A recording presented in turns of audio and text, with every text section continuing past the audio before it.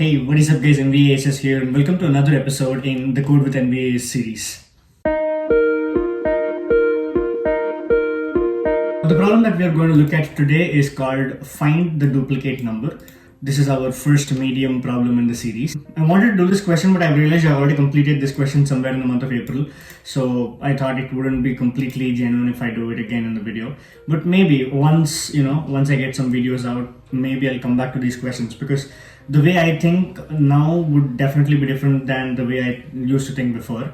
These are the videos that I'm trying to do where I'm trying to solve the problems for the first time. So I'm coming to this question today. So the question says find the duplicate number given an array of integer nums containing n plus 1 integers, where each integer is in the range of 1 to n inclusive. There is only one repeated character in nums. Return this repeated number. So here in this list we have 1, 3, 4, 2, 2 and 2 is the repeated number. Here we have 3, 1, 3, 4, 2 and 3 is the repeated number. 1 is repeated twice, 1 is repeated twice. So we're just supposed to find out a number that is repeated, and the constraints that are given is, here there are how many? 5 numbers given, right? 1, 2, 3, 4, 5.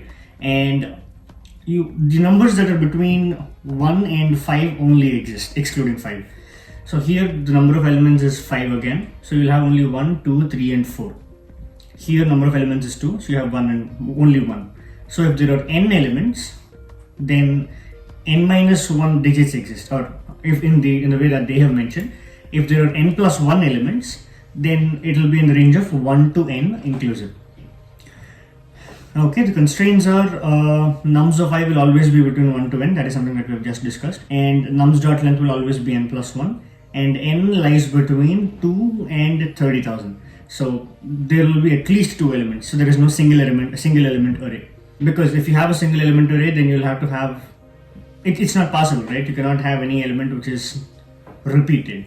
So yeah, that makes sense. Any constraints, any other constraints? All the integers in nums appear only once except for precisely one integer which appears 2 or more times.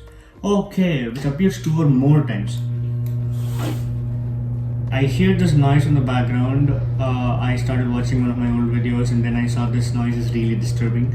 And I also have a couple of friends who told me that this noise is disturbing. So I'll wait until the noise ends and I'll come back to the video and resume it. Alright, the noise has stopped. So where did we stop? Here. All the integers in nums appear only once, except for precisely one integer, which appears 2 or more times. I am kind of skeptical about this. I mean, it is given that the array is going to have n plus 1 integers, and he said all the integers in nums appear only once. So it is possible that you can have an element which is not between 1 and n. No, I mean, it's the other way around. It is possible to not have an element which is between 1 and n, I guess. So based on what I understand, it is possible for us to have 1, 3. So this should be possible. There are 4 elements, right? This should be possible. If we, straight away go ahead and run, I know our result would be none, but we can see if the expected answer is 3 or not. Oh, okay, fine. Sorry, I'll just say return none. Okay. I mean, if it were an interview, I would have probably asked the interviewer, but since it's not an interview, expected answers are 2 and 3. Okay, so this one 2 is sure, we understand. This one is 3. So an element can be repeated more than once, which means it is not mandatory that you have all the numbers between 1 and n in the list. You could have, like in this case, there is no 2 at all, but you have 4 elements and 3 is repeated thrice. So that is something we should consider. How do we do this? Again, a straightforward approach would probably be to use a hash map and take a counter and see which element is repeated. If not, you have to find out the element which is repeated, right? So which occurred at least once already.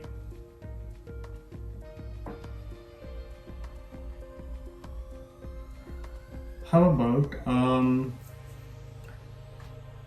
okay, it is not 9. I mean, I was thinking of something in lines of, taking the sum of all elements and something in lines of, taking sum of all elements and if we can derive anything from it, but considering this scenario, 1,333, I do not think it is an apt solution yet. Let's go with the straightforward brute force approach and then try to improve on the solution. So let's not get into the O of n square solution right away, but let's get into the hash map solution. So we'll have a counter, okay, and we have this is the logic that we've discussed in a previous video, precisely the one that we've discussed in the previous episode. For num in nums, if num in counter of num plus equals 1, else counter of num equals 1. And here we will say if the okay, I should have thought this before. We don't even need a hash map. All we need is a set, right? For num and nums, okay? If num in counter, or let's call it num set for the sake of, proper naming conventions. So what I'm trying to do is, in order to find duplicate numbers, all we have to do is add elements in the set one by one, okay? But whenever you're adding an element, just verify if the element is already present in the set, okay? Because verifying whether an element exists in a set or not is of time complexity 1. So when we're doing for n elements, it will be like O of n. So whenever you're inserting an element in the set, you're verifying whether that element exists in the set or not. If that element does not exist, insert it in. But if it exists, you would say that is the duplicate element, right? Because it is given that there will be exactly one integer which will appear 2 or more times. So if num in num set return num, else, I don't need an else because it is an if return. So if that condition is true, it will return the control flow will leave after line number 6. I don't really need an else. I would say num set dot add num, right? That's how you add elements into a set, right? In Python.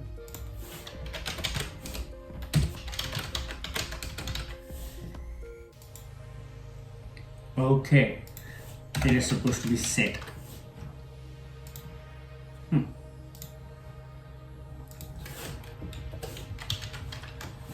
Okay, so we have a set, num set, and we're adding elements into that. If the element exists, we're just returning it. So this should be good, right? In our test cases, we would get 2 and 3. And when we submit it, we would get a result as well. Yep. So that is using extra space. What will be the complexity analysis for this? Time complexity is O of n, because you have to iterate through the entire list to make sure that, in the worst case scenario, you'll have to iterate through the entire list to find the duplicate element. For example, if you have something like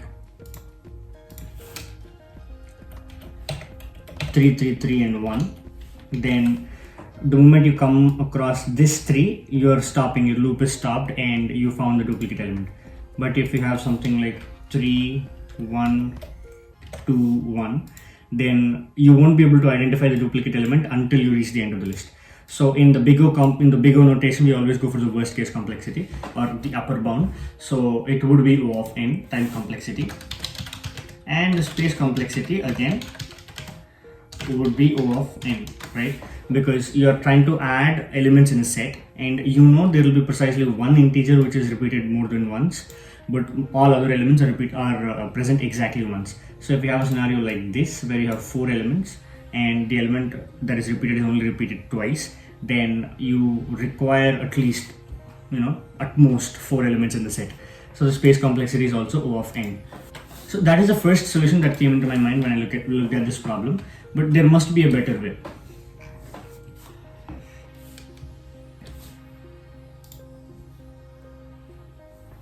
So you know that the number of the integers that are present will always be between 1 and n plus 1, right? I mean 1, it'll be inclusive in the range of 1 and n. So how can we do it? Okay, so this is something that I've learned in one of the PRAMP interviews that I was trying to give. You know that any integer that is present in this list has a fixed position. Like for example, if I say 1 should only be in position number 1, okay, 3 should only be in position number 3. So position number 1 as in 0 index, so in 0th place. 3 should be in index number 2. 4 should be in index number 3. Okay, so if I'm allowed to modify the list as I'm going through, then if I am, if I keep every element in its corresponding place, then the element that is repeated will finally be out of place. Like how do I put this? Let's try to. Okay. So let's try to do it with an example. Now, for example, if I have an element, if I have 1, 3,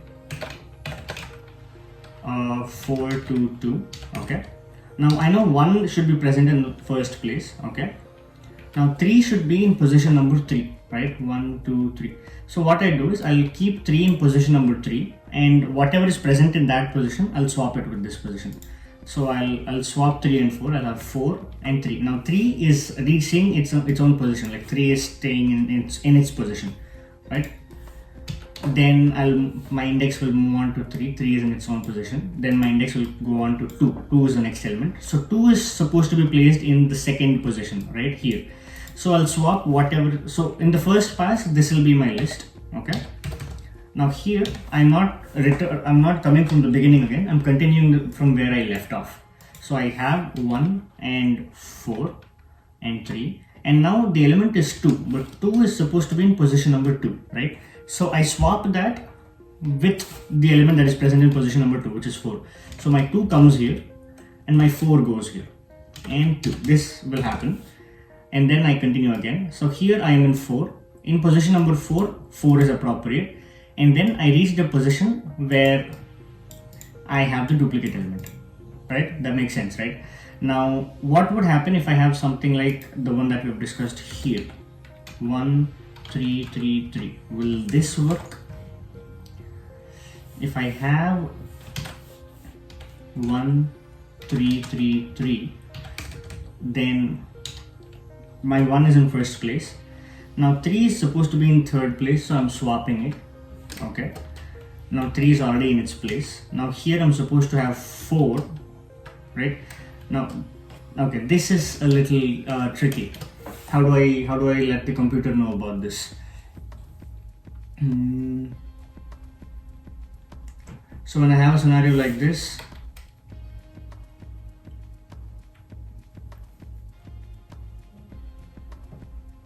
so I started at 1, I came to 3, so I swapped it with 3.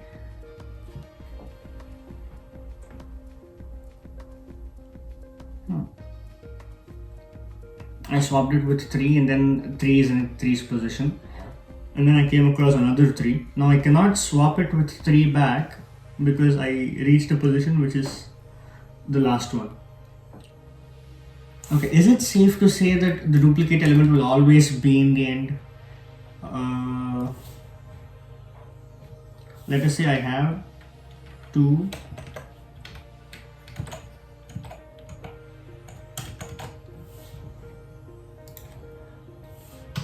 let us say I have an example where I have 2, 2, 3, 4, 1. Okay. Now what would happen here? Initially I find 2, I'm supposed to keep it in the second place, so I'll say 2, 2, right? I swapped them, they are identical, but I swapped them, and 2 is in second place, and then I have 3 is in third place, 4 is in fourth place, and then I have 1 is supposed to be in first place. So I come back, I put 1 here, and my 2 is here. So the last element is the one that is repeated. So is it safe to assume that this will happen for all the elements? Another case would be 1, 1, 2. So 1 are swapped, and 1 and 1 are swapped again. And then I'm here at 2. So 2 is swapped with 1. So my 1 is again in the last position. Here in 3 1 3 4 2, 3 reaches the third position. They both are swapped. They are the same elements, but they are swapped. Now 1 is swapped with 3. So I have 1 3 3 4 2. 3 is in third position, and 4 is in fourth position. 2 is coming to here. So since I had 1 3 3 4 2, okay, fine. So that makes sense. If I do this swapping thing, so if I try to swap an element into its position, then the last element in that list, the modified list, will always be the duplicate element. So I mean, that is something that we started to observe that's a pattern that we started to observe while we're doing it. So if it makes sense, if I have like A, B, C, D, C, E, okay, so if I place them in their corresponding suitable positions, I will end up with the duplicate element always in the end, right? Because here A is in its position, B is in its position, C is in its position, D is in its position. Here C is not in its position, so I do a swap, which is not meaningful, but it's a swap. Let's see if we can filter it out somehow later. But when I come to E, E is supposed to be in the 5th place, so I swap E with C, and whatever the last element I have is the duplicate element, which is C. Okay, let's try to write that into code. Let's try to put that in code. Okay, the noise started again. I'll try to pause this here and get back to it once the noise ends. All right, welcome back. So we have where did we start? So I'll iterate through the list of numbers. Okay, place the numbers, or I'll say place the number I in I-1 position. Not place, I think swap the number I with the number in I-1th position. That makes sense, right? So if I have a number 4, I would swap it with the number that is present in nums of 3. So I'd say for num in nums. Okay, I would need the index as well. So I'd say for I comma num in enumerate of nums. This is another Python advantage that we have. Instead of having a regular for loop, you can go for an enumerate loop where you get the index and the number as well. So I would say I just store cur is num, okay, that is the current number. I'll say val is num, and I'll have to swap this one. It's just a cur. I'll have to swap this one with the number that is at position val -1, right? So nums of val -1 is going to be val, and nums of I is going to be whatever the value that is present in val -1, right? So I'm swapping the numbers. So I'm using this x comma y is equal to y comma x swap instead of having a temp variable. I mean, this probably internally does the same thing, but I'm using that, which makes it easier. First of all, I don't think we need this val. I just overthunk it. I'd say num. So in position val -1, I'm going to insert num, and in the current position, which is nums of I, I'm going to insert the element that is present in val -1, right? That makes sense. I'm swapping them. Since it's an enumerate loop, the I++ will also happen. So I think by the end of this loop, I'll have the last element present the last element will always be the duplicated element, or the element that is repeated more than once. If I have something like 1, 2, 2, 3, even then here this 2 is getting swapped with 3, because by the time I reach this position, right, my 3 is not in position 3. So my nums of val minus 1, which is ARR of 2, 0, 1, 2, nums of 2, right, that value will have 3 in it, and this 2 will be inserted in current nums of I, which is here, and then I'm returning the last element. So this makes sense to me. Let's go ahead and run the existing test case and see if anything fails. Okay, val is not defined. Oh, sorry, num minus 1. I don't need a val because I'm storing that in num, and then I'm storing that again in val. So yeah, this accepted the existing test cases, the test case that we have defined. Let's go and hit submit and see the backend test cases, if there are any failing test cases. Oh yeah, there is one. 43142. What happened? My 4 is swapped with the element in 4. Okay. My 3 is swapped with element in 3. So I have 4, 1, 3, 4, 2. And then 3 is in position 3. 4 is in position 4. And 2 is swapped with the position here. Oh, okay, I have 1. So there is a test case that is failing.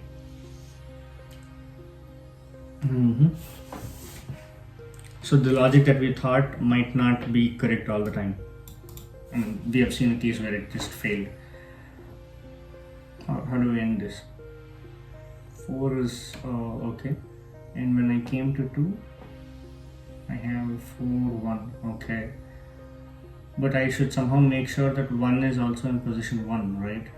So 4 is in position 4, 3 is in position 3, but 1 is not properly sorted. So do I have to do it again to get it right? I just hit the plug. Alright, two things happened after that.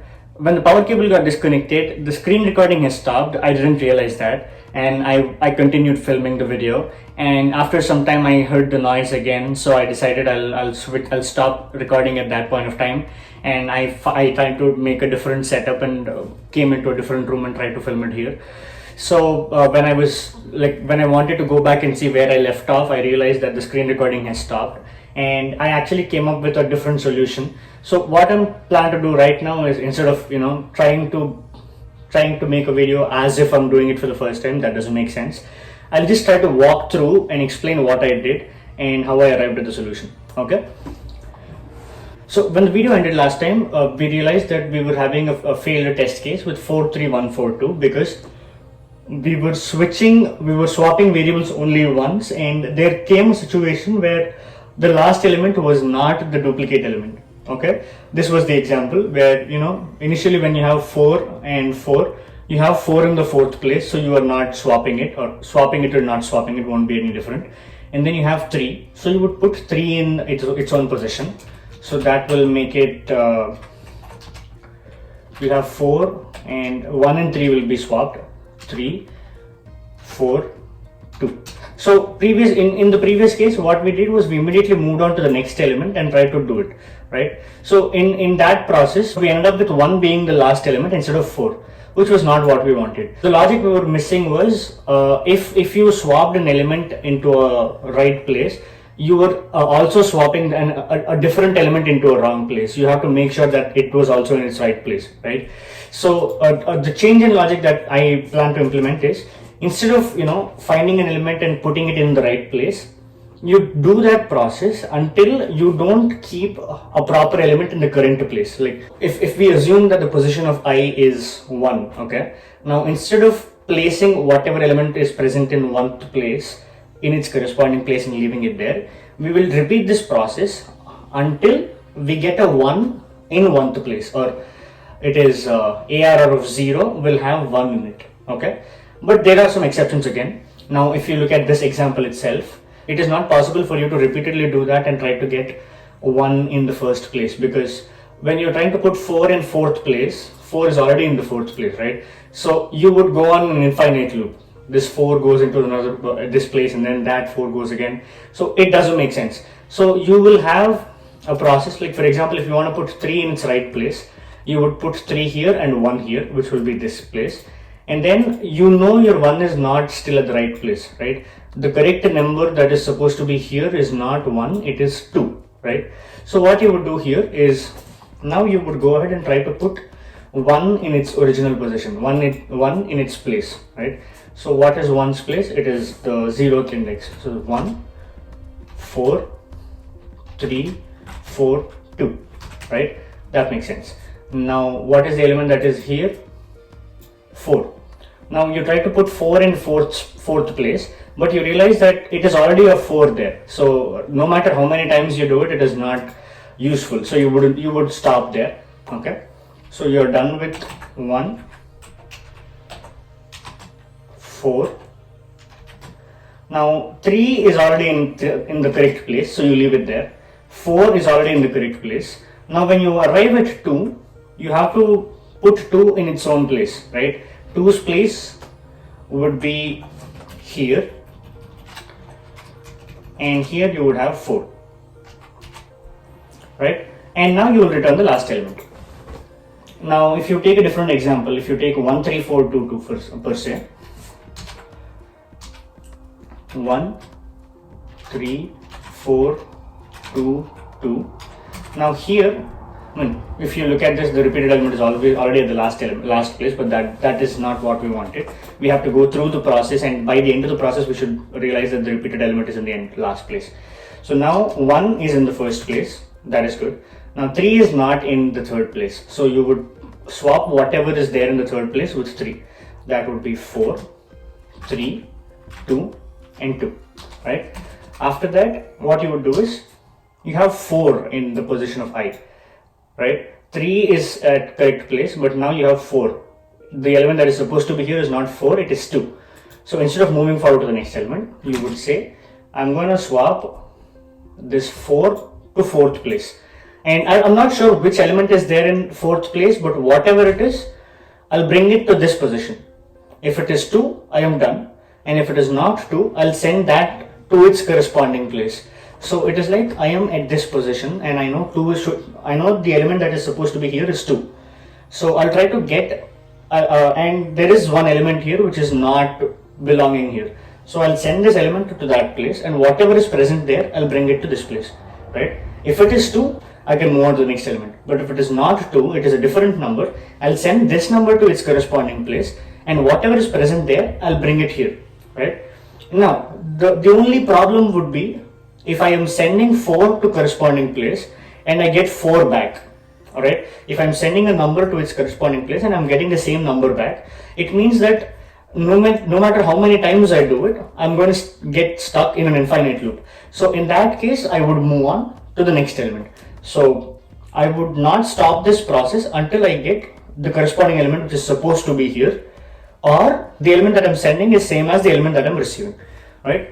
So if I do that, then the last element would definitely be the element that is the duplicate, right? So here's the logic for it. I'm iterating through all the elements, okay? So this is the condition, like while nums of I not equals I plus 1. So the element that is present in the ith place, now in ARR of 0 or nums of 0, you're supposed to have 1. At nums of 2, you're supposed to have 3, right? So at nums of I, as long as I don't have I plus 1, I'll repeat this process. So what am I doing here? I am taking a nums of I variable, okay, and I'm storing it in val, and I'm swapping that. The swap works in the way that we have explained in the previous video. So I am finding nums, now for example, I have 3 here, okay. Now this is the place where 3 is supposed to be, and this is my place. So I'm taking current element and placing it where it is supposed to be, and whatever is present there, I am taking that and fetching it. I'm fetching that and putting it in my place, right? I am repeating this process again. So I'm not stopping it right away. I'm repeating this. Once it's done, again, I'm verifying whether the element that I'm having right now in my hand is the element that I am supposed to have it here. If it is not, then again I'm going to swap it. And if val equals nums of val minus 1, the element that I have in my hand is same as the element that I'm swapping with right now, then I am breaking. Like I'm leaving this position right here and moving on to the next element. Alright, I do this repeatedly until I'm done with all positions, right? So this while loop executes these 3 steps where I assign the val, I swap the elements, and if there is a duplicate, then I'll move on to the next place, or if I have the corresponding element in its suitable place, I'll move on to the next place. So that way, once I am done with the entire process, I end up with nums of minus 1, or the last element of the array being the duplicate element. Now, when I tested this with the existing test cases, it worked, and when I submitted, it also worked then. It has a submission, 68 milliseconds and 16.4 megabytes. So that's a different story. So what is the complexity for this problem? So this is also an O of n complexity in terms of time, because I am iterating through the entire array, and the number of swaps is not is not always the same. It changes. So you could have how many at most swaps? Like what is the worst case you can have? I mean, what is the worst number of swaps you have? If at position 1 I'm supposed to put 1, okay, but I don't have 1 until I swapped all the elements, let us say. Now at position 1 I have 9, let us say. So I swapped 9 and sent 9 to its own position, and then at my position I have 7. I swapped 7 and put it into its position, I have 8. I swapped 8 and put 8 into its position, I have 6. So I had to sort all the elements, or swap all the elements and put them in the right places, and only in the end I found 1, let us say, if that is the scenario. Then what we are doing internally is, in the process of finding the right place for 1, we are placing all the elements in their own right places, right? So no matter how many steps you do, in the end you're trying to arrange them all in a single pass. So I think time complexity should not be more than O of n. And when it comes to space complexity, I am not using any extra space, right? So there is no hash map, or there is no set or anything. I am just changing the positions of elements in the given array to find out the suitable position for to find out the duplicate element. So the space complexity is 1. So that's pretty much it. Let's go to their solution and see what they have suggested. Oh, the first thing they suggested is sorting. Okay. The first 2 approaches mentioned do not satisfy the constraints given in the problem, but they are solutions that you might be likely to come up with during a technical interview. Pigeonhole principle. Okay. Oh, I remember pigeonhole principle. It is a principle that I've learned in math during my high school. So the concept that I told you about swapping and placing them in the right places comes under pigeonhole principle. So what is he doing here? So he's doing a sort. So in the first attempt, if the numbers are sorted, then any duplicate number will be adjacent to the sorted array. Okay. Why didn't I think of that? Stupid. Yeah, if the numbers are sorted, then if you have any duplicates, they will be right in the next position, right? But the time complexity would be O of n log n instead of O of n. This solution is better, but the solution was easier. I didn't think of that. Yeah. So the time complexity is O of n, and space complexity is O of 1 or O of n, depending on whether it's in place sort or is it copy. This is the approach that we have taken initially. It is using a set. So he created a set called scene. Oh, that's a nice name, scene. And this is the exact same logic we have with a different name. We created a set called num set for num and nums. If it's not seen, then if it's already seen, then he's returning that. If not, he's adding it up. Time complexity is O of n, space complexity is O of n. This is already discussed. Floyd, tortoise and hare. Floyd's tortoise and hare cycle detection. This is okay. There is an algorithm which will do it. Okay. Wait, this looks like the algorithm that we tried to do. I took a brief look at the algorithm. I have not gone too deep into it, but it's somehow not in the exact same lines, but is similar to what we have done. What we have done is we found an element in its current position, corresponding position, and we swapped it right away, right? So instead of doing that, like instead of modifying the existing array, this looks a better way. This looks like a better way of doing it. So he starts with index 0. Okay, this is the array. This is the nums list 2, 6, 4, 1, 3, 1, 5. Here 1 is repeated element. So he starts with index 0. At 0th index, he found an element. He is going to that position and seeing which element there is, right? 2, and in second position there is 4. Now in fourth position there is 3. So he's creating a sort of a linked list 2, 4, and in fourth position there is 3. So 4's next is 3, and in third position there is 1, 1, and in first position there is 6, 6. In sixth position there is 5, 5, and in fifth position there is 1 again. So in sixth position there is 5, in fifth position there is 1 again. So ideally, if you have all n plus 1 elements in the n plus 1 list, I mean if all the elements are non-duplicates, then there wouldn't be any cycles in the linked list, right? It will be like 1 is there in this position, 3 is there, like, it's not in the same order, but you'll have a straight linked list, right? But in this case where you have at least one element which is repeated, then there are two positions for which you have the same element. Now here if you see, an incoming arrow to a linked list mentions that 4 is in the previous node's position. Here the incoming arrow 3 is specifying that 3 is in fourth position. Now here this incoming arrow is specifying that 1 is in third position, right? 1 is in third position. And since 1 is the duplicate element, it is also linked from some other node. 1 is present in 3, 1 is also present in 5, right? So there are two incoming nodes to 1, which are here from 3 and from 5. But like I said, you have almost every element, right? So at some, I mean, for every position there is a number which is between 1 and n, and every number has a position. So every outgoing arrow is specifying the number that is stored in that position. So for 2, you have an outgoing arrow to 4. Okay, from 4 you have an outgoing arrow to 3, which means that at position 4 you have 3, right? So at position 3 you have 1, at position 5 you have 1, and at position 1 you have 6. So at position 1 you have 6, and in position 6 you have 5. So ultimately, if you have a duplicate element, there will be two inward arrows coming, right? So there will be inward arrows to that node from two different nodes. So if you have more than one inward arrow, it means that you're forming a cycle, right?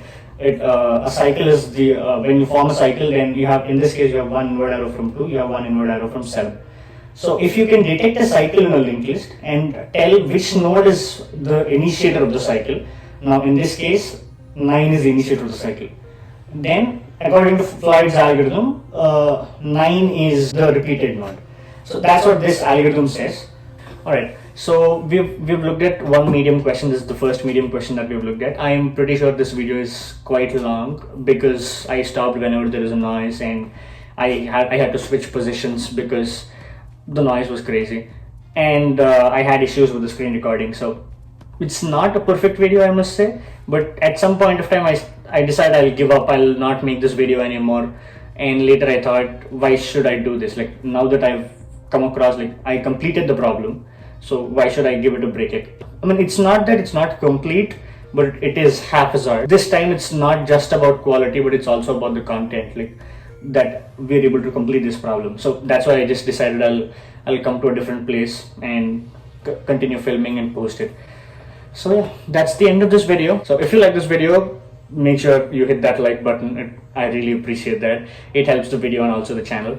And if you want to watch more of these videos, hit the subscribe button. And if you want to get notified every time I make a new video, then make sure you hit the bell icon down there. And also let me know how this specific setup is. It's a small room. I kind of feel that there will be a lot of echo while I'm talking. I don't know yet. I should see how the video looks after the production. And also it's direct sunlight, unlike the artificial lights that I use in other video setups. So since it's direct sunlight, I'll have to depend. I mean, it is really good when you have good sun, but if the sun gets dull, then lighting dims down. This place is both good and bad, so let me know how this place is. If you kind of like it, then maybe I can make more videos here. Alright, that's pretty much it. Thank you very much for watching, and I'll see you guys in the next video. See ya.